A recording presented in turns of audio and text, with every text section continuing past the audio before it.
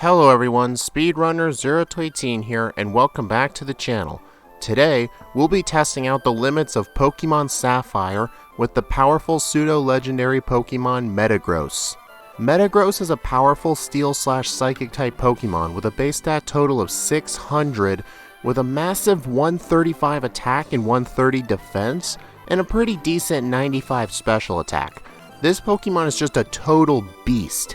I've already played Pokemon Emerald quite a few times on the channel, but how will Pokemon Sapphire differ? Will it be easier or harder? But to be honest, it won't even matter. With its array of moves like Confusion, Metal Claw, Psychic, and Meteor Mash via level up, we'll get some great same type attack bonus from both of our types. And with TMs like Earthquake, Shadow Ball, Brick Break, Sludge Bomb, and Aerial Ace at my disposal, we can give Metagross some much needed move coverage, which is always appreciated. This Pokemon will definitely be a great way to see what Pokemon Sapphire has to offer, since everyone online basically does Emerald. So without further ado, let's get into it.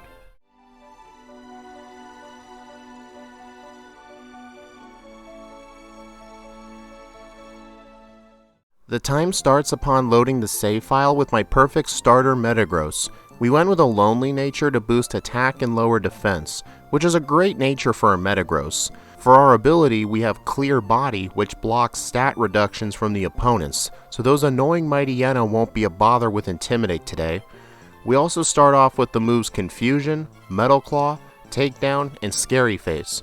Both Confusion and Metal Claw are base 50 power with Stab, but with our more powerful attack compared to special attack, we'll mostly rely on Metal Claw, but due to its inaccuracies, Confusion will still get its fair use. After watching Wally catch his Ralts, I capture my Zigzagoon and Flyer for HM usage. At least in Sapphire, Zigzagoon are way more common encounters than Emerald, but the Flyers are still rare, with a 10% chance of a Tailo and a 10% chance of a Wingull on Route 104. I want either one, but this time it takes me so dang long to find one, and by the time I find one, I fail to catch the thing, which is just so unlucky. Anyway, I'll worry about that later. I go through the Petalburg Woods, rescue the Devon Corv guy from Team Aqua, get this little ether here, and leave the forest. I get the cherry berries here for Watson, and then I arrive at Rustboro City. After fighting all of the trainers along the way, and in the gym, I take on Roxanne, the Rock-type gym leader. Her first 2 Geodude is a 2-hit with Metal Claw despite it using a potion, and instead of a second Geodude like an Emerald, she just has her Nose Pass without an Oranberry. And the sad news is that Metal Claw is not a 2-shot, so it can still use a potion, but thanks to Metagross's high defense, I am able to endure the fight just fine. I take on all the trainers on Route 116, rescue Pico from the Aqua Grunt, get the letter from the Devon Corps president, get the HM for cut, and go to the mart to buy some potions and repels. I run back to Route 104 South, make sure to get a flyer this time, and then I can go on a boat to Dewford Town. I enter the Granite Cave, get the escape rope, deliver the letter to Steven Stone, escape rope out without catching a strength user by mistake. Oops. And now, at this point, we can skip Brawly if he's difficult, but this is not Emerald version, so let's take on Brawly right now. His first Pokemon is a Machop, and his final Pokemon is a Makuhita. He has no Meta-type on his team, so I just spam Confusion. And thanks to my Psychic typing, not only do I get Stab, but it also makes Metagross neutral to fighting moves instead of weak to it since Metagross is part Steel. With 2 badges in hand, I get the Soft Sand here to boost ground moves by 10%, since we'll be relying on Earthquake later in the game when I get access to it. And then I deliver the ship parts to Captain Stern, and I battle all the trainers I have access to on routes 110 and 102. There are not as many trainers as there were in Emerald, which is definitely a disadvantage for anyone in the slow experience group like Metagross. I wouldn't mind more trainers, but for some Pokemon, this can lead to faster times. With all the trainers defeated and rare candy obtained in the Trick House, I take on Rival 2. In Ruby and Sapphire, your gender does not influence the team outside of what gender the Pokemon are. as May and Brendan will start with either Whalmer, Slugma, or Shroomish. Since I replaced the grass starter, my rival's team is Whalmer, Shroomish, and Combuskin. I am weak to fire moves, but due to Combuskin's part fighting type, it can't resist going down to Confusion. I take out anyone standing in my way on Route 110 and arrive at Mauville City. I get the Acrobike, Rock Smash, take out Wally, and before I take on Watson, he has agreed to being the hardest gym leader in the game. Even though he doesn't have his Manectric, he still has his Magneton, and with Metagross being in the slow level up group, I take on all the trainers on Route 117 and Route 118 to the east of Mauville. I also take out the gym trainers in the gym as well, so with all that training out of the way, let's take on Watson. He starts off with Magnemite instead of Voltorb, which is kind of worse than Emerald where he leads with a Voltorb, since Voltorb at least doesn't have Thunder Wave, so if I'm unlucky, my Cherry Berry won't be here for his Magneton. On the first attempt, I confuse the Magnemite so it never gets a Thunder Wave on me in the first place. The Voltorb is still not a threat at all, but on his Magneton, I have no good answers for it besides Takedown, and when I get it to red health, Watson just uses a Super Potion and I get my first reset in the run. After 4 tries of failing, I decide to leave and fight some trainers I realized I forgot to battle, along with the trainers on the cycling road, which unfortunately, them and their grandmothers use Magnemite, which is quite annoying. So after all that training, I get to level 28 over a damage rounding threshold and go take on Watson again. I take down the Magnemite in 2 hits with Takedown, but I reset right away since one of them missed and I didn't have my Cherry Berry for Magneton. On the next attempt, I get to Voltorb Paralysis free, and I use Metal Claw twice for the knockout. Sadly, no attack boost, and then Paralysis gets the best of me and I lose yet again. On the winning attempt, I take out the Magnemite, Voltorb, and Magneton for the Dynamo badge. Damn, all of my resets so far were just on one gym leader. I guess even in the easier Sapphire game, do not underestimate Watson. I battle my way up to the northern side of Route 111 and I get the TM for Secret Power. Even though it's weaker than Takedown, I am getting sick of the recoil damage and the 85% accuracy, so I gladly replaced it with Secret Power. Now we are in Falabar Town. I do a quick pit stop to buy some repels, and then I pick up the TM for Dig. Metagross can't learn it, but I can teach it to Zigzagoon or my strength user for free escape ropes. Once I get to Meteor Falls, these Team Magma and Team Aqua Grunts face off, and while I'm heading back to Mount Chimney, I go down to Rustboro City and into Rustboro Tunnel, where I break this rock to get the HM for strength for later, and I go down through Verdendorf Town, Mauville City, and go all the way to the monorail. I don't know if there is the 1 in 64 hiker in Sapphire 2 or if it's just an Emerald thing, but either way, I don't see a hiker, so we go to the top and I fight the boss of Team Aqua, Archie. The reason I choose to play Sapphire over Ruby is because in Emerald, we don't see enough of Archie but plenty of Maxie, so I thought this was fair. But it doesn't really matter, as the only difference is that Archie has Sharpedo instead. But Sharpedo has awful defensive stats and no water moves, all of his moves are physical, so almost anything can knock the thing out. So Archie was not a struggle today, but there are still more fights to come. I go down the Jagged Pass and enter Lava Ridge Town. I somehow avoid the trainers in here even though I haven't played Sapphire in a very long time, but with the trainers skipped anyway, let's go on to Flannery, the one I've been preparing for since she is the fire type expert. Her first 2 Pokemon are Slugma. Due to all the training I've been doing, those 2 Pokemon were 1-hits, but the Torkoal takes multiple hits due to its high defense stat, but for some reason it kept using Body Slam. It probably deprioritized Overheat since it can lower your special attack. I'm not sure. I did finally get a hold of some documentation on how the AI works, so I can finally tell you guys with confidence once I study it, but that'll probably be for the next video. But I was just really worried about Overheat, which is why I overleveled. I get the Route 111 rare candy, return the meteorite to Mr. Cosmo in exchange for, return, and I go down to Slateport City to take the ship back to Petalburg City. But before I do that, I get the TM for Hidden Power, which for this run will be the Ice type. And today's Vitamin of the Day is Protein. Metagross will be relying on tons of physical damage to take advantage of its high offensive stat, so I choose to buy 3 Protein. Now we are in Petalburg City, so let's take on Norman. His team is just 2 Slacking and a Vigoroth, which is still 1 more Slacking than an Emerald. I start with using Metal Claw in return on the first Slacking, and all it gets off is a Facade. The second Slacking has Focus Punch, which can do some real bad damage, but it never gets a chance to land it, so that's great at least. Man, Sapphire Norman is way easier. Is there anyone that is left harder in the original games? We don't have many options left, but let's not think of that for now. I get Surf from Wally's dad, and I get the rare candies in Petalburg City and Route 108. I go into Route 119 and enter the Weather Institute. There is a heal bed here which I take advantage of, and I defeat the Aqua admin Shelly quite easily. I get a cast form as a reward, but I am definitely not using that, so I'll just go fight Rival 3 instead. Believe it or not, this is the last rival battle we'll be doing unless we have to go in the Lily Cove department store, which we don't.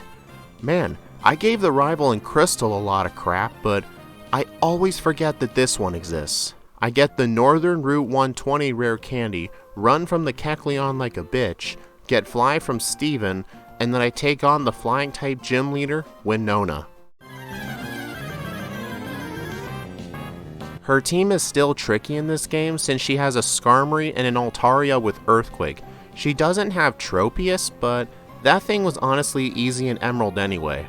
On Winona, her lead is Swellow, which can be a troll with Double Team, but once I hit it, it just goes out of existence. Next is her Altaria. Even with a Dragon Dance boosted Earthquake, it does less than half damage to me thanks to my high defense, and that is even with a defense lowering nature, mind you. Her Pelipper, just like an Emerald, loves to be a troll with Protect, so I guess that's just going to be the norm with Hoenn games. On Route 120, I get the second rare candy that is across the water, and I enter Route 121. I get the Person Berry here that can help on the final gym leader's team with Water Pulse. I then see Team Aqua going off to Mount Pyre, but first I walk 1 step into Lily Cove to set it as a fly point, and then I go to Route 123 to get the rare candy, and now I can enter Mount Pyre. I go all the way to the top floor to get the TM for Shadow Ball. This move will be greatly helpful against Phoebe of the Elite Four, as well as the upcoming gym battle with Tate and Liza, especially since Shadow Ball is a physical move in Gen 3. With the TM obtained, I talk to Archie at the summit, get the blue orb, see Archie steal the submarine, and then I go to the Team Aqua hideout. While here, I get the Master Ball for catching a Tentacool for Dive and Waterfall later, and I take out the Aqua admin Matt, who is very easy.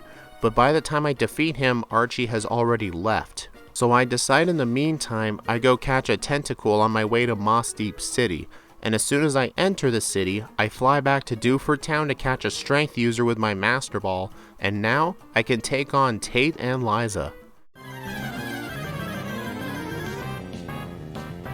These two are definitely way easier in Sapphire than in Emerald. They only have 2 Pokemon, Solrock and Lunatone, and with the super effective Shadow Ball, I knock out each one of them in a single hit. The longest part of the battle was just waiting for my distraction Pokemon to stop leveling up. I get Dive from Steven, teach it to Tentacool, and I follow Team Aqua into the seafloor cavern. I take down Team Aqua admin Shelly for the last time, and at the very end, with Kyogre, I have to battle Archie one last time. His Mightyena cannot use Intimidate on me due to my Clear Body ability. I use Return for 2/3 damage, Swagger misses me, and I take it out. The Crobat is next, and a few returns take it out. I deny the chance to learn Iron Defense, and his Sharpedo is annihilated for the 1 hit. With the massive rainstorm from Kyogre wreaking havoc on the land, I go to Setopolis City and enter the Cave of Origin where I have to subdue Kyogre. the ancient Pokemon. I just need to run away from this thing, which is just the easy way out. What? My speed is higher, why didn't I flee? Okay, I know why. I guess when you run away from a battle, it only compares the opponent's speed to your unboosted speed stat. So even though I move faster than it in battle, my speed was technically lower than it, so I couldn't run away. I'll remember that for next time. Once I'm back at Kyogre, I successfully run away, save the world from ultimate disaster, and as a way to celebrate, let's get our final badge in the run, from the original Water-type gym leader in Hoenn, Wallace. His team is mostly the same as Juan's from Emerald, except Wallace has an ace of Milotic instead of Kingdra, which is better for me since at least Milotic doesn't have the Resto Chesto strat combined with Double Team. However, on his Wish Cache, it survives in the red and it deals a lot of damage back to me with Earthquake, so I'm on low health for the rest of his team. Then his Sea King takes me out to 7 HP left, and it was outspeeding me thanks to Swift Swim, and then Milotic knocks me out. On the second attempt, I use Return on the Wish Cache instead for the 2-hit, and then Celio confuses me with Water Pulse and I hit myself twice, so I'm basically in the same situation as before and I get another reset. On the third try, for some reason, Wish Cache goes for Earthquake right away instead of Amnesia, since it probably detected a kill, but this fight leads to the same scenario as the first battle. But thankfully on the fourth battle, after I decided to use a few rare candies early to get a tiny advantage, I had to use Shadow Ball to KO Milotic since I ran out of return. But finally, we finished the Gym Leader Challenge with a time of 1 hour, 32 minutes, and 7 seconds. But we still have the Elite Four to go. I go through Victory Road quite easily, but before we can face the League, we've got to take Wally down. This fight is normally pretty easy, as I take out the first couple of Pokemon quite easily. However, the Magneton does take quite a few hits since I don't have Earthquake taught yet. I was going to do it at the League, but I probably should have done it here to make Wally a bit easier, but oh well, at least we win first try and we can proceed. I heal at the center, buy some full restores, and I face the final 5 trainers. Let's do this shit! First up is Sydney. Mighty Yenna's Intimidate fails against me, and it is a 2-hit with Earthquake boosted 10% by the Soft Sand. The Cacturn that follows goes down to 2 hidden powers. The Sharpedo and Absol are easy with Earthquake, and the final Pokemon, like Cacturn, despite using double teams, goes down to 2 hidden powers. The second Elite Four member is Phoebe. Since I have Shadow Ball, all of her Pokemon are easy, although both of her Dusclops can survive 1 hit with Shadow Ball. But luckily on the second one, Shadow Ball gets a critical hit, and then all of her other Pokemon are just swept off the stage. The third Elite Four member is Glacia. I used all of my rare candies before this fight and had taught Meteor Mash over Metal Claw. This is much more powerful version of Metal Claw, which also has a chance to boost my already massive attack stat.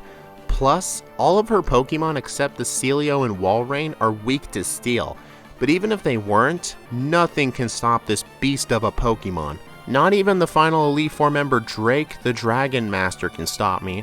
This one member of the Elite Four was the reason I chose Hidden Power Ice. It provides the best coverage for Drake's team, especially since his 2 Flygons, Altaria and Salamence, are 4 times weak to Hidden Power. Salamence does try to take me down with Flamethrower, but it is just not enough, and I can move on to the champion, Steven. His lead Pokemon is Skarmory, which loves to use Toxic, but since I'm a Steel type, I'm immune to that so I use Hidden Power to slowly take out the Skarmory. The second Pokemon is Claydol, but Hidden Power does less than half to it, which does worry me. The Aggron right after goes down in 1 hit with Earthquake, and then on Steven's Ace, which is also a Metagross, it does not go down to 1 Earthquake, and I get knocked out with 1. I was seriously worried that my level was not good enough, but I thought of a good solution. On the Skarmory, I will spam Meteor Mash, and I hope to get some attack buffs. On the winning attempt, I got not 1 but 2 attack buffs. I think I only needed 1, but better safe than sorry. The Claydol goes down to Shadow Ball, Aggron and Metagross to Earthquake, Cradily to Earthquake if it didn't live on 1 HP, and then the final Pokemon, Armaldo, goes down to 1 Earthquake, and Metagross has beaten Steven with a final time of 1 hour, 47 minutes and 16 seconds, and a time at the Hall of Fame of 4 hours and 36 minutes. Man, this thing is such a total powerhouse just like I predicted. Its biggest weakness was definitely other steel types such as Watson's Magneton, but if it had had a ground move earlier, it would have been a lot easier. Since Pokemon Sapphire is way easier than Emerald, I kinda want to do a bad Pokemon in this game, but we'll see what Pokemon that is once we get there. However, we still have 2 more Pokemon games to introduce to the series, Pokemon Heart Gold and Pokemon Pearl. The Pokemon Heart Gold Charizard livestream will begin tomorrow, April 1st at 7 PM Eastern. Then, the next edited Heart Gold video will be Tyranitar. That will come out next week hopefully. I surely can't wait for it. See how much the remakes changed compared to Crystal. Please like, comment, subscribe if you want to see more. If you want to go even further, you can join my Discord server or support me on Patreon. Links are down in the description. If not, likes and subscriptions are good enough for me. Thank you all for watching, and I'll see you all in the next speedrun.